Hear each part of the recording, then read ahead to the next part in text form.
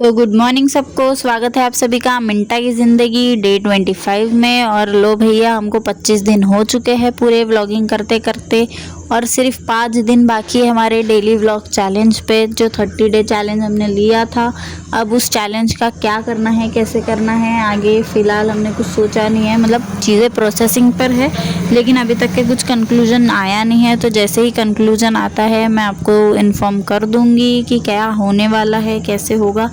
और मैं बचा अपने व्लॉग का टाइमिंग, तो आज मैं आपको व्लॉग का टाइमिंग शेयर कर रही हूँ गाइस। कि जो डेली व्लॉग्स है वो तो, जो डेली रूटीन वाले हमारे चैलेंज वाले, वो तो शाम को आते हैं 8:30 बजे के बाद में। और जो एंटरटेनमेंट व्लॉग है वो हमारा सुबह 11 बजे आ जाता है।